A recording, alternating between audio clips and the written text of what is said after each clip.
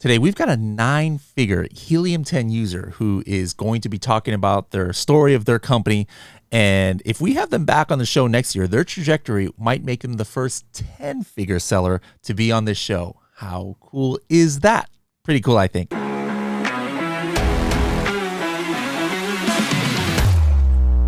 Are you a YouTube vlogger, blog writer, course creator, or other kind of influencer or educator? Maybe you just have a network of people interested in e-commerce. Did you know that you can earn commissions of 25% for life for everyone that you refer to Helium-10? We've got many partners earning hundreds, even thousands of dollars monthly in commission from Helium-10's partnership program. If you'd like to join our affiliate partner program, please go to h10.me/crush it and tell them you heard about it from the podcast. Hello, everybody, and welcome to another episode of the Serious Sellers Podcast by Helium-10. I'm your host, Bradley Sutton, and this is the show that's completely BS-free, unscripted, and unrehearsed, organic conversation about serious strategies for serious sellers of any level in the e-commerce world. And we've got a super serious seller here. I believe you're in Canada right now. Is that where you're calling in from? I'm based out of Canada, yeah. Awesome. So Farhan, welcome to the show. Where in Canada are you at? I'm near Toronto, Mississauga. Yeah. How long have you lived there in Toronto? Oh, it's been a while. I moved to Canada in 2003. So since then, I have been in Canada. But I have been working in and out of US all along since I'm here. So I've been traveling quite a while, yeah. With Okay, New originally York, from Pakistan? Boston. I was born and raised in Pakistan, yeah. What part? Karachi. So Okay, southern I've near been there. the beach. That's my favorite food in Pakistan when I've been there is from Karachi. The chicken biryani was, oh my goodness, Amazing. makes my mouth water just thinking Yeah, about it near the beach, right now. and I don't know if you've been to Toronto, but if you come, we have a lot of good Pakistani food, especially I only nearby have my house. one restaurant here in like all of San Diego or at least that I know of. And so yeah, all right, I have another reason now to go visit Toronto. Now, And I'm assuming you went to university there in Toronto as well. so I did my bachelor's from Karachi. Then when I moved here, then I upgraded my degree from University of Toronto. Yeah, so I completed Okay, my well, what did you bachelor's, study? computer science. Computer science. All right. Now, is that what, as you know, upon graduation and getting your degrees, is that what you started, getting a job in and things? Yeah. So I graduated in the software, and then I worked for a few software companies over here. Then I started my own software company, basically working as a consultant. And then my friend was having this startup or expansion of Utopia. Basically, he was working in New York as well, and trying to set up Amazon business. And then he needed my help, so I joined them and then expanded from there. About what? Well, when was this? So that was 2014. 2014. Okay. Yeah, Okay. when I So started helping Utopia. Yeah. So it's about 9 years now. Yeah. did it start as an Amazon-based business, or was it a .com business? Was it a brick and mortar business? So my friend started around in 2009, 2010, when he had some stock. So his dad had a towel business in Karachi. Okay. So when he retired, he moved to New York with him, to keep him busy. They imported few lots, tried to sell on eBay. Well, before even eBay, they had a wholesaler they contacted, but they didn't have good experience. So they tried to sell it themselves. So started with eBay, and then for a few years did eBay. Then Amazon popped up. They started doing Amazon as well, and then obviously eBay went down, and then Amazon picked it up. So when you joined the company, what did you join as, or what was your responsibility in those early days? Early days, so I was in product management. We were adding more products. So initially I was doing part-time. Basically I was trying to figure out whether that's gonna work out or not. Hmm. So basically initially working on adding new product through Alibaba. Then we went to China, mainly Canton Fair, a few times between 2014 and 2016.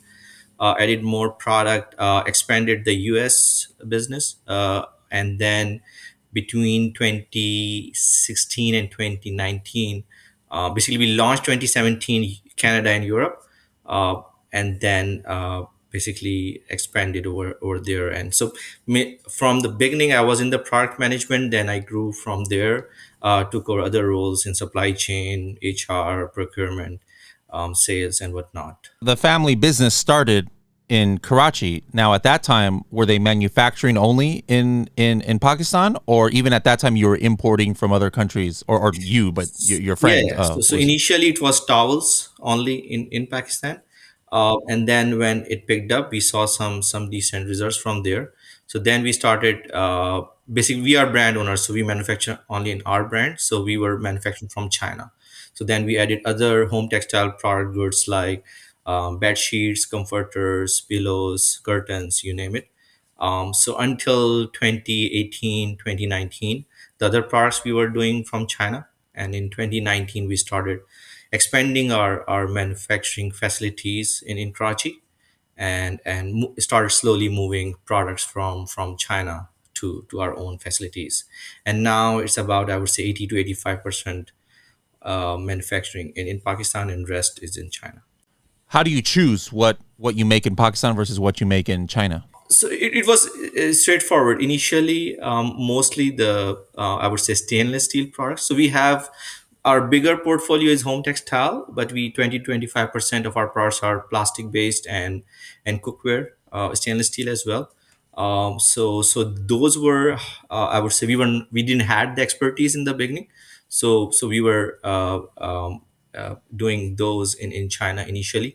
Still, to date, we are expanding our manufacturing capacity. The good problem we have is that whatever we manufacture, we import or buy ourselves in US and Europe and sell. So there's always a challenge for the capacity. So if we want to fill the gap, we want more inventory.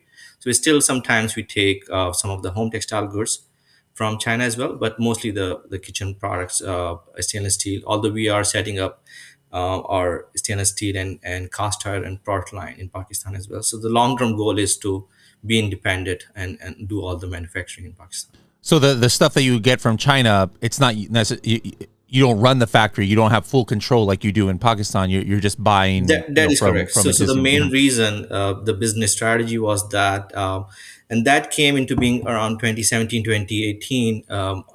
Other big sellers were coming on Amazon. Amazon was doing their own private label. So they were getting bigger orders from the vendors as well. So if you are manufacturing, let's say, from a bigger vendor as well, but they have multiple customers. So, I mean, you are not higher up in the priority, and then you will face the supply chain challenges, whatnot. So having your own manufacturing capacity, you have control for the manufacturing, supply chain, quality, and price as well. Once you have a SKU that you're producing in Pakistan or producing in China, I'm not sure if I understood correctly, but do you have backup factories at all? Like where sometimes you might make it in one place and sometimes you make it another, or once you have something made somewhere, 100% of the manufacturing is at that factory? So the goal is to have 100% manufacturing of that factory, let's say in Karachi in Pakistan. But if we are having some challenges in terms of, let's say, manufacturing capacity, or some of the, let's say, the print items, right, we haven't scaled up in our manufacturing. So part of this, of the printed products on the bed sheet side or on the curtain side, we are still doing from China, because we have some, like, we are still setting it up in Pakistan. But what I mean is, like, regardless whether you're making something in Pakistan or China, Yeah, like I almost it almost sounded like you were saying you have like a backup. Sometimes the production is not enough, or hey, this SKU is only made at this place. This SKU is only made in China. This SKU is, or do you sometimes, oh man, we're behind in Pakistan, so yeah. let's switch So it's manufacturing not to. like only in one location. So Okay, if you're so behind, that was what I was asking. yeah. My question then is like that's interesting to me, because like, do you ever run into issues where the quality is a little bit different, or customers notice that something is different, or maybe it's just like the color is slightly off, or anything like that when you're switching back and forth between factories? Yeah. So we try to minimize that, but you're right. Sometimes the shades challenges are there. Quality, I think a lot of vendors or manufacturers we are working in China, we are working for about 10 to 12 years. So they know what quality we like, and then we have a very very strong quality team that do pre-inspections as well in China to make sure that quality is up to the mark. But yeah, on and off, we do run into challenges that sometime, and that could be from either side, that one of the lots or one of the recent imports we did, and there are some bad reviews or in quality Yeah, reviews yeah. are coming from there. Yeah. Okay, interesting. Yeah, well, it wasn't your product, but I was just thinking about that, and I ordered some. I had bought a new. We bought a new sofa at our house, and then I bought these, like, I don't know what you call them, like sofa covers, and then I just bought, like, 4 or 5 to test out over one part of the sofa, and we're like, oh, okay, this is good. Let's go ahead and buy the other 4. And it was really weird. Like, one of them, I know I bought the right color, but it was just slightly off, and I'm like, that's kind of weird. Now I was too lazy to make a bad review, and I just figured that nobody my it's not so bad where my guests would notice, but I'm like thinking like, when you started talking about that, I'm like, I wonder if whoever I bought this from, and maybe it might have been similar. They're making stuff at It could different be factories, yeah, and different locations, different manufacturing, and sometimes it could be the different raw material or the way the chemical compositions are. Even with the same factory, when we make the darker shades like dark gray or black, even so, when we are doing dyeing and other processes, sometimes those they can be a little different, right? We try to keep it exact the same, but it could be the raw material and other technical details, which could process with the difference of the shade, especially. Yeah. now our mutual friend Danish told me that you guys are 9-figure company. When did you hit the 9-figure? What year did you hit the 9-figure mark? Around 2016, 2017. Yeah, I mean, we are on track of maybe by next year we will hit the $1 billion. So in terms, Wow. as a On company. So, Amazon Marketplace sales, or on what? Amazon only, I would say it's around 650. I was talking about it as a global Utopia, but Awesome. mainly big portion is Amazon. So Utopia is a umbrella organization. We have few businesses mainly are around Amazon, which is on Amazon sales, but Utopia Industries is for manufacturing. Then we have Utopia Fulfillment, which is mainly for our logistics for all the warehousing and delivery from in and out from warehouse to How about like Walmart and other we, marketplaces we as well? have Are you? tried. Walmart is not that big. eBay we still do, but I would say it's still like 1 to 2%. We do have Mm-hmm. our own B2B site, utopiadeals.com, which is about 2 to 3%. But 95% of our sales, e-commerce sales, is mainly from Amazon. Now, when you have an account that is doing literally hundreds of millions of dollars on Amazon, like, to me, I'd be super scared, because Amazon, as we know, just sometimes just randomly Yeah. might suspend an account. Like, have you guys gotten suspended at all, or your account shut down? Yeah, yeah. We had few nightmares like that, and most of them whenever we worked with Amazon. So for the last 3-4 years, we are their premium account. So we are in the top of the chain. So we have a premium account membership. So we work closely with that team. So probably you're aware that on and off Amazon run their bot or some sort of a algorithm, and then they start sending those emails that your account is at risk and whatnot.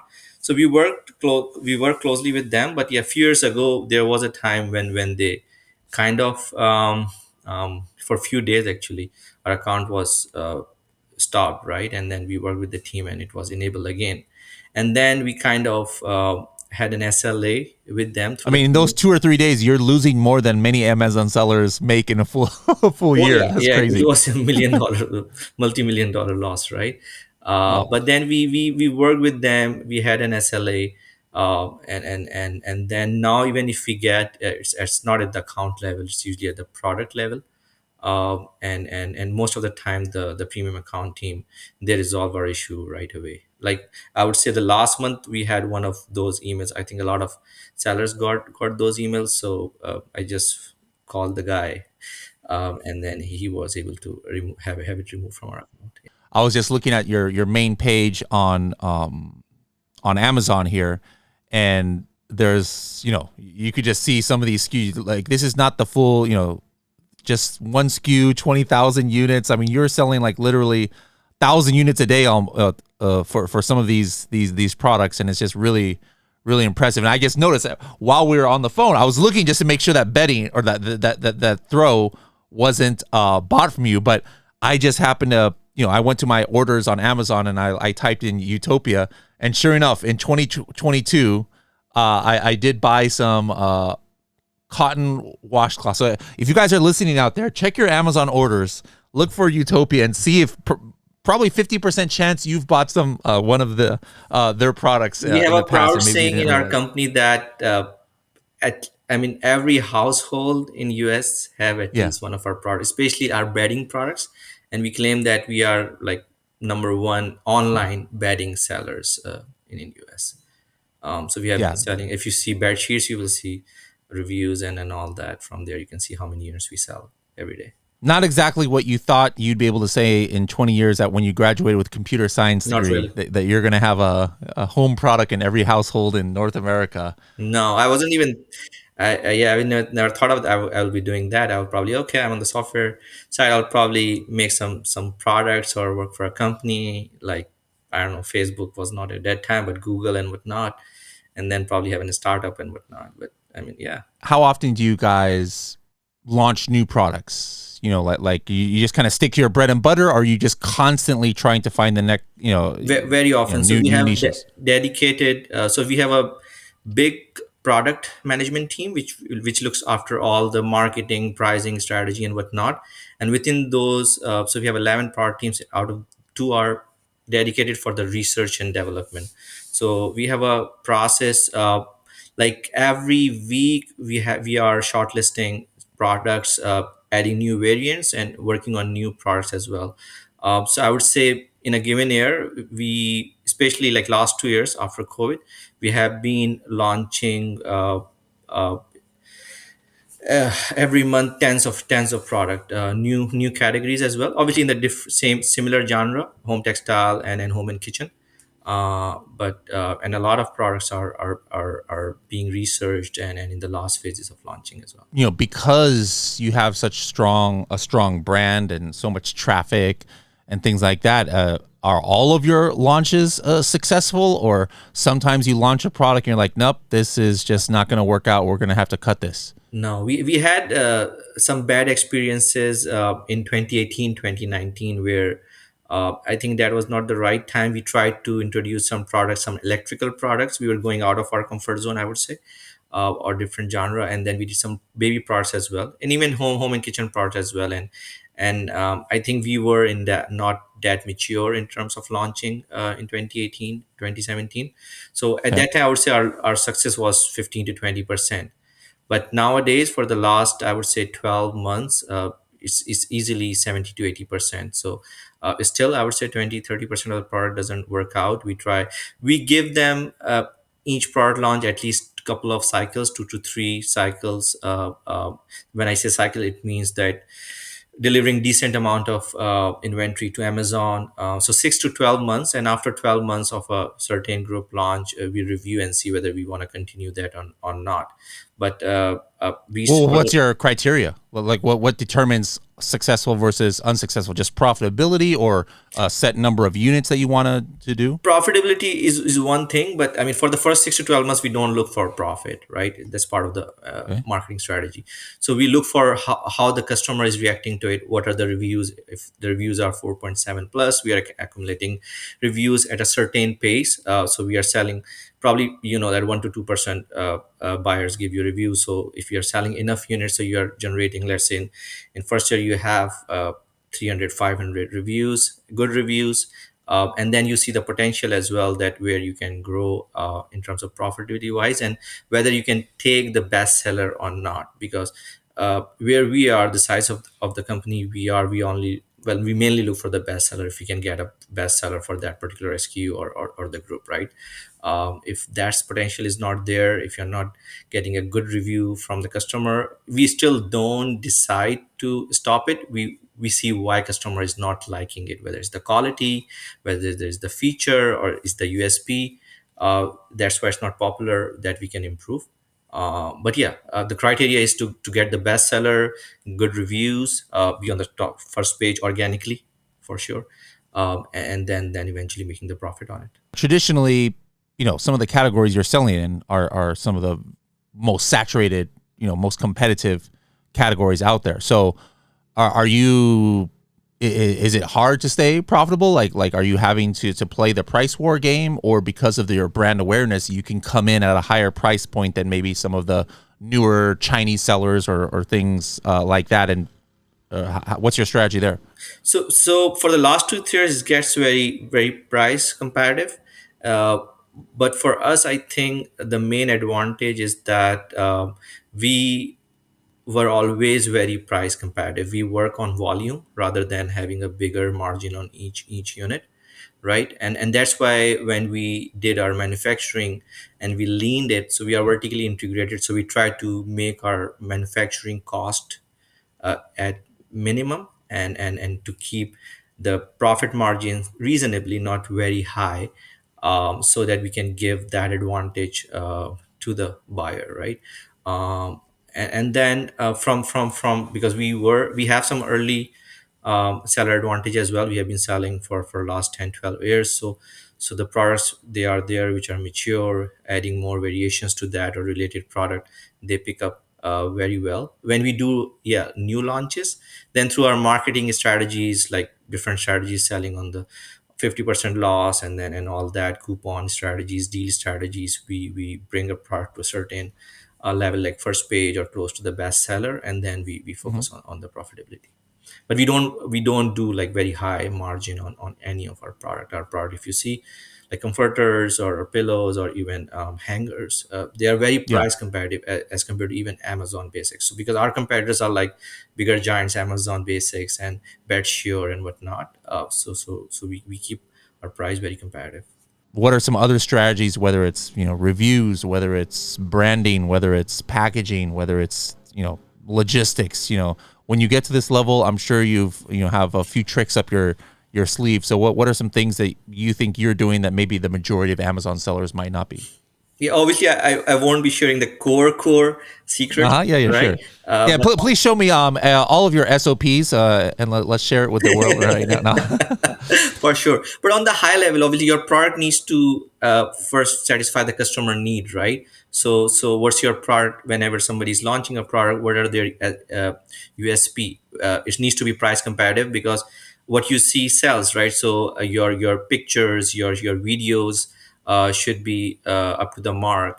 You should do PPC marketing. It goes upfront. But to be competitive, obviously, the packaging you mentioned, because if you're doing FBA, it goes with the volume and the dimensions as well, right? So your packaging needs to be accordingly, so it's Amazon won't charge you too much for the FBA fees, right? Mhm. And then the quality of the product, and how you're doing your marketing through the deals, through the coupons, through keyword marketing, obviously is one of the main, the PPC. You need to learn that art, and you need to be on top of it. Amazon changes their algorithm not very often, but they do change it often, right? So you need to be well versed about that, so and change your marketing strategies accordingly. When you say, hey, Walmart hasn't worked out, did you just like give up on Walmart completely, or you still just sell there, just don't put much focus on it? We still sell, so we started on Walmart around 2018, 2019. Actually 2018, Okay. 2019, we tried a lot of platforms. We tried jet.com, we tried Sears, we tried Yeah. Target, we tried Walmart, and then we said no. I mean it could be beneficial, but they are way behind in terms of our revenue and return on investment. So we focused on Amazon. Recently, for the last 6 months, we are still doing Walmart. You will see a few of our products over there. There are a couple of guys looking after that, but the focus is very low. Foreign marketplaces. What's number 2, 3, and 4 for you? As far, obviously, USA is number 1, but for foreign Amazon marketplaces, what's some of the top for you? For us, Europe and Canada. So Canada, in terms of revenue, I would say is around 8 to 10%, but the profitability in Canada is Oh, very high. Profitability is interesting. around 15 to 18%. UK, we sell all across UK, Europe. In Europe, we have France, Germany, Spain, Italy. So if I do combination of all, I would say in terms of revenue, 70% in US, 20% UK, Europe, and 10% Canada. But profitability Okay. ratios are different, obviously. So, I mean, it makes a lot of sense that your company, manufactures a lot in Pakistan. Obviously, the company started there. Yeah. But for anybody, whether somebody's from Pakistan or not, there are certain perhaps products that you might suggest that, hey, you probably should look at Pakistan as opposed to China. Like I agree with you. Like, hey, maybe stainless steel. Yeah, yeah, Unless you have your own stainless, like that's probably good just to be in China and plastics and yeah. stuff like that. But would you say anything related to textiles is better to start in Pakistan, or only certain kinds of textiles, or how would you suggest to somebody who's looking to get into a new niche and they're like trying to decide where they're going to source their product? uh, Depending on the products itself, right? But I mean, home textile, if you're doing any home textile goods, a lot of bigger retailers like Walmart, Target, they're importing from Pakistan their bed sheets, their comforters, their pillows. So the home textile, not in Karachi, but even you go on the other province, Punjab, Faisalabad side, you have a lot of home textile manufacturing units over there. Sports goods are really good. Some of the dental equipments, like FDA approved dental equipments for dentistry and operations and whatnot. We do our cosmetic care products. We have a Utopia care brand. So like scissors, cuticle nippers, and whatnot. We do from Pakistan as well. But yeah, any of the home textile good, I think in terms of quality and price competitiveness, Pakistan is very good. Garments, even jeans related products, they are being manufactured in Pakistan, and you will find a very good quality. I think in that region, like Bangladesh, Pakistan, the quality of the cotton is really good. So those products sounds really good if they are doing the justice with the manufacturing and the quality control. One question I ask a lot of lately, my guest is completely non entrepreneur related, but it's important, I think, because I had health issues last year, and as entrepreneurs sometimes we don't know how to balance work and life. So I'm just curious. Number one, what are some of your hobbies that you do when you want to get step away from Utopia? So what's your opposite of Utopia, your personal Utopia, and then also what are some of your habits, your healthy habits, like whether for mental health or physical health, like gym, you have sports that you do. Yeah. Go ahead. So first thing is, I mean, I have been playing cricket. I don't know if you know, there's a sports like Mm-hmm. baseball cricket. It's very popular in that region, Pakistan or England as well. So I still play that. That's the one thing I told my wife when we were getting married, that I can't leave cricket behind. So I still play in the summer. In the winter, obviously, I play indoor, and the summer I play outdoor cricket. Right. Okay. Other than that, I like biking and hiking. So in summer with my kids or with my friends, I go for biking and hiking. So that keeps for my mental health and whatnot. I have noticed that it's very working well for me if I sleep early around 10, 11, and wake up around 5, Mm, 5:30. So I get okay. my own time, like with family and whatnot.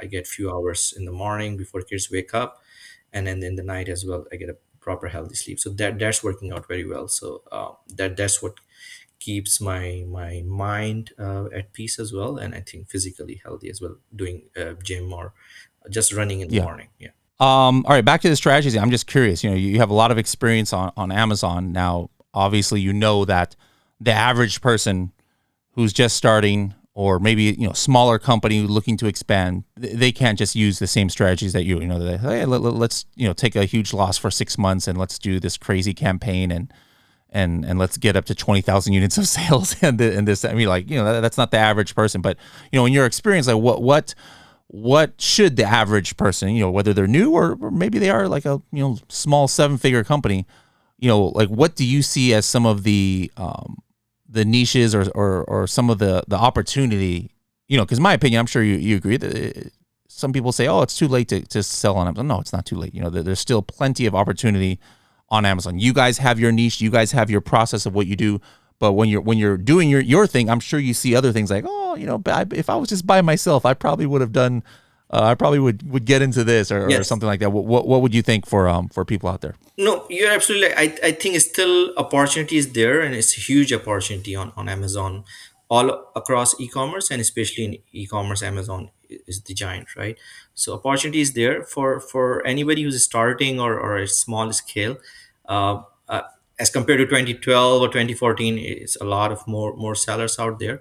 But it's still, if you can find categories or products. I will not recommend to go for a niche product, because obviously you'll have to do more marketing, and you'll have higher risk over there. So products which are everybody's need, every household need, uh, or a product where you see less competition, right? Mhm. Pick those product. Don't like start crawling first, then walking and running, right? So look for the products, and target maybe 10 units a day, then 20 units a day, 15 units a day. Those, make those smaller wins, and then increase your portfolio from there. Target, maybe make your milestones in a way that in first 3 months of selling you want to be on the second page on your keyword search, then 6 months you want to be on the first page organically, right? Because that's will take you for the long haul. Maybe in the first year you can be on the first page organically. That would be a great success over there. I've visited Pakistan a couple of times and seen firsthand the kind of like enthusiasm about e-commerce. It's crazy. Like I did like, I don't know, I've probably done 5 or 6 events, and there'd be anywhere between 500 and 1,000 people, at each one. And how do you view the kind of like, 10 years ago that wasn't the situation. People weren't into e-commerce. So like what's going on over there? Like why all of a sudden is there this big boom? Like in the past, maybe people thought about, getting, help for their Amazon business. All right, maybe Philippines, Yeah. maybe only India, but like why is Pakistan coming on so strong lately? Uh, there are few success stories there as well. Utopia being one, right? When Mm, we started, and we opened our first office in 2015, and we were having very hard time finding people with the e-commerce marketing experience, let alone Amazon, right?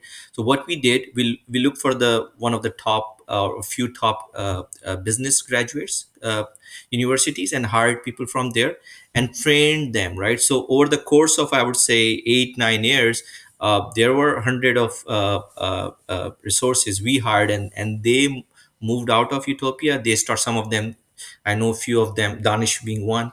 They started their own entrepreneurships, training centers as well. They help a lot of sellers as well. They work with other giants, manufacturing giants, or corporate giants who are there to set up those training centers. And at the same time, as I said, Pakistan is a manufacturing, like one of the bigger strength in Pakistan is home textile and manufacturing. So those giants, they got interested looking into success of Amazon, success of Utopia, and other like enablers and whatnot, and they yep. they came up with like a big initiatives to expand. And then on the talent side, there has been a lot of good talent. It's just to show them direction, right? What I have seen, when I was kid, everybody was doing like engineering and doctor and whatnot. But now, for the last 4 or 5 years, it's like there's a boom of e-commerce. People know, and especially with the COVID push, everybody is going towards e-commerce or online sellings, or social media, right? So on the talent side as well, people are very motivated and interested learning e-commerce, and the good talent is working over there. And on the training side, or on the university sides as well, people are taking initiatives and training those guys in the right direction as well. All right. Something we do on the shows. Last, we call it either the 60-second tip or 30-second tip. You've been giving us different strategies and stuff, but you have something you can say that's kind of quick hitting, maybe 30 or 60 seconds, strategy, Amazon or non-Amazon, whatever. Maybe it's your own biryani recipe you want to give in 60 seconds. Let us know what can you tell us here. I'll just say what I say my team, whatever you guys do, just keep trying. If you're launching a product or working as a virtual assistant in the beginning, whatever field you're working, try to be the champion of that field. Mm. Go for the excellence, right? And then, or be the magnet, and the other success and money will come towards you. So whether it's been your marketing strategy, or you're making a biryani, go for the excellence of that particular task, and then things will come to you eventually. And then be persistent and keep trying. Well, Farhan, thank you so much for joining us. And congratulations on all your success. We usually try and invite guests back, maybe once per year, and who knows, maybe by the next time you're on here, you'll be our first ever 10-figure seller coming on here. All right. Thank you very much, and we'll see you later.